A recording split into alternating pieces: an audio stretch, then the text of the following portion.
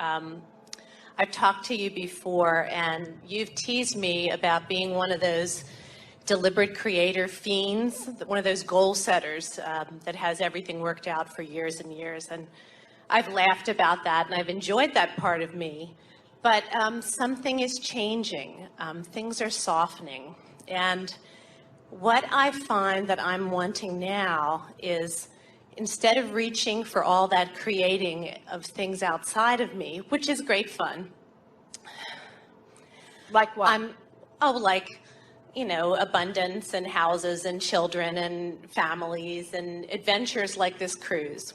None of which is outside of you, because it is all what generates the vibration and the emotional response within you. So, okay, no creation outside of you.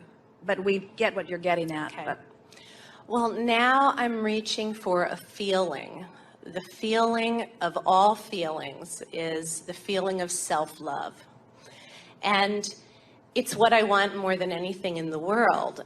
And what I'm finding when I do your processes, it feels to me like every process has at its heart enhanced self-love. Like, now think about what you're saying. You're exactly right, but think about it in the broader context. Every process that we offer is with the deliberate intention of helping you to release resistance. Yes. And when you release resistance, your cork floats and you become a vibrational match to who you really are. And when you are a vibrational match to who you really are, who loves beyond description, then that is the sensation that you have. And so you're exactly right. The processes are all about closing that gap so that you can perceive through a self that loves. Yes. And all the processes feel like that to me, and I've noticed it in an incremental way, with the cork rising slowly. And when I came on this cruise, I wanted to sit in this chair and ask you to hit me with the self-love stick so that I could feel total self-love instantly, and not incrementally, not over time, but faster and more. And then I've been here all week, and I realized that incremental was okay. Incremental is wonderful, and that's been your message about everything we've talked about. Because vibration is vibration, and you can't set your radio dial on 6:30 a.m. and hear what's being broadcast on 98.7. There is no such thing as a quantum leap. There is no such thing.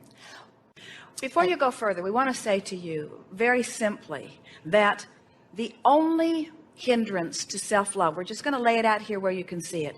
What has caused an eroding of self-love within so many of you is comparing you and what you want with others and what they want, and you and what you've got with others and what they've got. That's what causes an eroding of self-love. What causes a inclusion of self-love, an embracing of self-love, a loving of self, is a not giving a rip what anybody else thinks and having your eye only on these two vibrational points of relativity, where you thought by thought, experience by experience, conversation by conversation, memory by memory, experience by experience, just train yourself into something that feels better and better and better and better and better. In other words, it is, if there was ever an inside job, it's got to be that. Because when you are taught love by somebody outside of you, like a mother or a lover, as they are loving you and you're really feeling it, what's happened is they're tuned in, tapped in, turned on. They've already, for whatever reason, focused upon you in a way that they are a vibrational match to their inner being. And so they are love. They are liquid love. And as they hold you in their gaze, they flood this all over you, and you say, ooh, this feels so good. I want this always. But then you need their undivided attention. Then you need them to always be tuned in, tapped in, turned on, and you need them to hold you as their object of attention. And they will let you down every time, the selfish buggers, because they have other things they want to think about, and they cannot hold themselves to that standard. And so when you finally get it, that while it feels good to be loved, nothing feels better in all of the universe than to love. Yes. And we want to replace the word love with some other words. We want to say that when you are fascinated by something, you are in that vibration of connection connection with who you are. That's as close to love as it gets. When you are appreciating yourself or someone else, that's as close to it as it gets. Jerry and Esther can be in a restaurant, and there can be some sweet waiter or waitress helping them, and Esther will offer not to them but about them to Jerry some appreciation about them, and ripples of connected energy will just soar through her body as she joins us in our appreciation of that person, you see. So as you realize that here you are in this body, a perceiver, and you've got your telescope out there, so to speak, and you're looking out and you're looking at something, and whatever you are perceiving through your telescope is generating an emotional response in vibrational relationship. In other words, you would have no feelings at all if there were not this vibrational relationship between where you are and who you really are. And so as you look out with the intention of finding love, now you're looking for people that are tuned in, tapped in, turned on, which is not that easy to find sometimes, especially at work, and get them to love you, or you're looking at for it in a boyfriend or in a lover or someplace, and now you're powerless because you can't control what they're doing with their vibrational relativity. And so you look for it and don't find it, and look for it and don't find it, and look for it and don't find it, and then you tend to call that self-love. I'm looking for love and I'm not finding it, and because I didn't find it, then I trained myself not to love me because I don't love me, because that one doesn't love me and I don't love me, because that one doesn't love me and I don't love me, because that one doesn't love me. And we say they're not loving you because they're not tuned in. They don't have the capacity to love you unless they're in alignment with who they are. And so don't look for the love through their eyes, look for the connection through your eyes. And so let it be love of this rug, and love of these flowers, and love of this environment, and love of this wonderful air, and love of this ship, and love of what I'm having for dinner, and love of this hair clip, and love of this ring, and love of this watch, and love of these flexible fingers, and love of whatever I can feel appreciation of. And as you just begin to tune yourself first to the things that are easy to appreciate, and then to the things that are obvious to appreciate, and then as you begin looking for things to appreciate, you begin to tune yourself into a vibrational alignment with who you really are about things that are easier for you to love. Because, friend, we don't want it to be this way. It shouldn't be this way. But for most of you, the hardest focal point on the planet for you to love is that one you see reflected back in the mirror. Well, that's exactly Go what... home today or back to your cabin today and sit before a mirror and sit there and look into the depths of your eyes and look with the intention of seeing your inner being looking back at you, and say, I know you're in there, and I have an inkling of how you feel about me because Abraham has been talking about it, and I'm just going to look for you until I find you. I'm going to stay here until I find that feeling of awareness of me and appreciation of me that I'm looking for. And from where you are, we can feel that you can get there very quickly. But the most important thing that we're saying to you is this self-love that you think you're looking for is not love of self. It's love that is self. And there's a difference. There's a difference between loving me and being me who loves. And it's being me who loves that is really you. And when you're me who loves, it's easy to love that one and that one and that one and that one and that one and that one and that one and that one and that one. And then it becomes irrelevant what your object of love is if you're loving.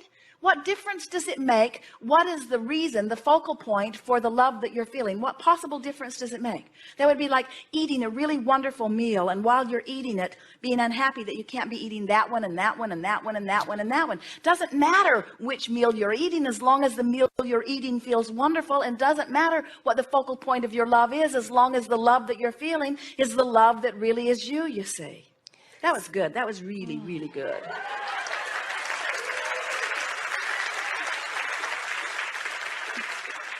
Well, so I'm hearing you say, one of the things I love to do is I'm a writer. And I go out in my world and I see an old couple in the park and I feel incredible love just looking at them. Or a dog on the street, or somebody's shoes.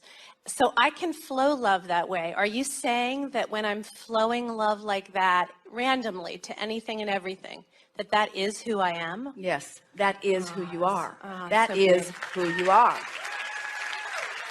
And the more you do it deliberately and acknowledge that is who I am, then the more you demand it of yourself, and demand is too strong a word, but the more you set your intention to find that, and the more you look for it everywhere you go. And the more you look for it, the more you find it, and the more you find it, the more you look for it, until soon you just become it. And then you become this stable being who is never off your balance, who, if someone looks at you and doesn't find appreciation as they're looking, you understand it hasn't got anything to do with you. It never had anything to do with you. Everything that has everything to do with you, you are in control of, you see. Well, then I want to probe a little bit why I already do that, looking out, which I was defining as external, but you corrected me, and I understand that it's not external, it's all part of me. Why is it so hard for me and others to look at our own human self and not feel that same ripple of appreciation? Because and you're love? looking for love to be focused at you rather than love to be focused through you. But I And want to because- focus it at myself. I know what you mean about third parties. I've been down that rabbit hole, but I'm talking about focusing it on myself. But what we're saying to you, and we want you to love you like we love you, but in the meantime, what difference does it make what the object of your attention is when you're feeling love? And the thing that is apparent, and we appreciate you saying it, and everyone feels it to some extent also, is that you, in your awareness of not loving self, you can't find self-love. And so we're just trying to build a bridge for you that, in other words, anytime somebody hurts your feelings, it is because you're in a different vibration than who you really are. And so this quest for self-love, we think, is down the rabbit hole. We wouldn't be looking for self-love. We'd be looking for the part of self that does love. In other words, rather than saying to someone that we love, I want you to love me, we would begin training ourselves into a desire that says, I love loving you. I love the feeling of loving you, and how you feel about me is irrelevant. I love the feeling of loving you. And then what begins to happen, it's like our friend who got so angry at us, Abraham, I don't think you care if my lover ever comes to me. We said, that's exactly right. We just want you to form a vibration that makes you feel so wonderful that it doesn't matter. But then he cannot not come. In other words, when you find that vibration, the universe has to match you up with somebody that feels exactly that way, you see.